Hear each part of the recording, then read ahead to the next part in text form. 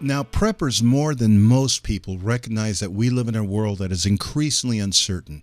That much is a given. And therefore, a lot of the work that we do as preppers goes into interpreting those changes.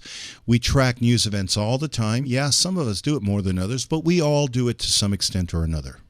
But what I want you to know is this one fact. Intelligence gathering in and of itself is not entirely free of pitfalls. Sometimes the intelligence gatherer, i.e. you and I, can get caught up. And it happens whenever we become fixated on whatever it is we're analyzing. And it can happen to the very best of us when any of us get just a little too close to a subject that we're really, really passionate about. In fact, I've come up with a term for this type of fixation. I call it the abnormalcy bias. Of course, it's a play on terms. The original concept is called the normalcy bias. And let me first explain what that is. The normalcy bias is when folks underestimate a potential threat because during otherwise normal circumstances, those types of threats or dangers just do not occur to them. So they have this built-in bias for viewing all reality through a fixed lens of normalcy. In other words, everything is always hunky-dory, whether they're being threatened or not. Now, the term that I've come up with, the abnormalcy bias, goes in the opposite direction. So instead of underestimating potential threats, we overestimate them. And we develop a bias for viewing all reality through a fixed lens of abnormalcy. In other words, everything is always doom and gloom, whether we're actually being threatened or not.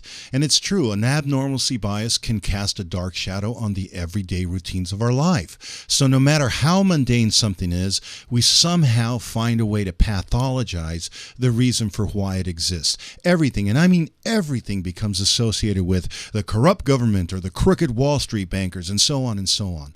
Bottom line, we get a little too close to the subject of our passion and our fixation gets the better of us. That's why I always suggest to potential preppers, if you're going to survive a prepper lifestyle for any good length of time and with any shred of sanity, you're going to need to periodically pull away. Why? Number one, well, as I just explained, it's just too easy to become fixated. But number two, and more importantly, this fixation is going to eventually spill over and will begin to affect all your relationships, those with your family and those with your friends. And you all know what I'm talking about. I'm sure many of you listening to me right now have witnessed examples of this. Listen, you're going to need to reboot and reset the computer in your head on a regularly recurring basis. Why? Because storing up doomsday gloom and hyped up rhetoric in your head is a lot like storing unwanted cookies on your computer. They detect and influence what shows up on your mental screen. So you need to periodically clear the cache and purge that memory bank on a recurring basis. Now, if you don't do this, you're going to eventually, sooner or later, lose your center. You're going to lose that net capacity for sizing things up proportionally. And people in general, but especially your family, are going to find it hard to follow that kind of leadership, if you want to even call it that. So if you're going to be sounding the alarm, if you want to lead the way, you'd better first embody those qualities that other folks are going to respect and want to follow. So here's a little informal test.